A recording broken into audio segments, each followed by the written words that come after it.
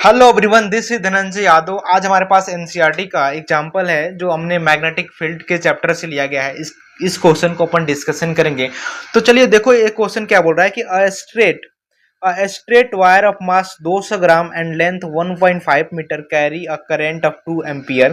It is suspended in a mid-air by a uniform horizontal magnetic field V.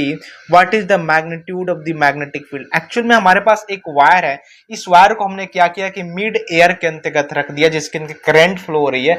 अब क्या करें, एक हमारे पास उस कंडीशन में एक मैग्नेटिक फील्ड है हॉरिजॉन्टल।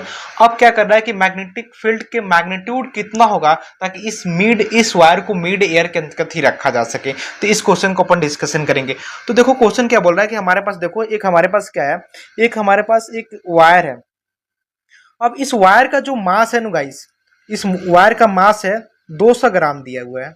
200 ग्राम दिया है तो इसको अपन केजी में कन्वर्ट कर सकते हैं ना। तो इसको क्या आएगा, 0.2 केजी आएगा। इसको यदि आप सॉल्व करोगे तो 0.2 केजी आएगा। बट एक क्वेश्चन बोल रहा है कि इसके अंतर्गत जो करंट है वे क्या है, 2 एम्पियर फ्लो हो रही है। करंट की वैल्यू दी है एंड इसकी लेंथ भी हमारे पास गिवन है। लेंथ इज इक्वल टू क्या है, 1.5 मीटर। बट ये बोल रहा है कि इसके हॉरिजॉन्टल में मैग्नेटिक फील्ड है, तो इसको मिड एयर में रखने के लिए मैग्नेटिक फील्ड का जो मैग्नीट्यूड है उसको फाइंड करना है। तो आप जानते हो कि जब ये वायर मिड एयर के अंतर्गत होगा तो इस पे क्या होगा, एक क्या ग्रेविटी के कारण इससे नीचे की ओर एक mg फोर्स लगेगी। इट मींस ग्रेविटी क्या करेगी, mg फोर्स से इसको खींचेगी। अब देखो, इस वायर को मिड एयर के अंतर्गत ही रखना है तो ऊपर एक मैग्नेटिक फोर्स लगेगा भाई साहब। क्यों?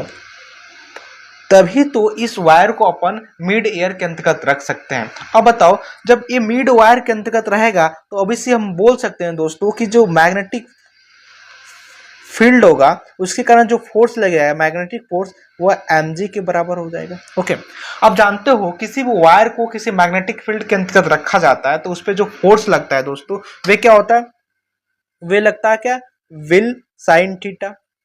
ओके, इस विल साइन थीटा को हम mg के इक्वल रख सकते हैं ना।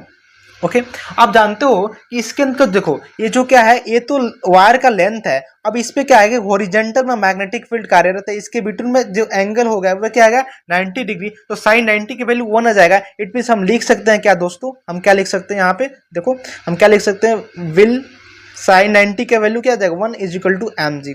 अब हमें क्या करना है, मैग्नेटिक फील्ड की तो मैग्नीट्यूड को फाइंड करते हैं। तो अपन क्या लिख सकते हैं, b is equal to mg upon I into L. अब जानते हो m की वैल्यू हमारे पास 0.2 केजी है, g की वैल्यू कितना होती है, 9.8।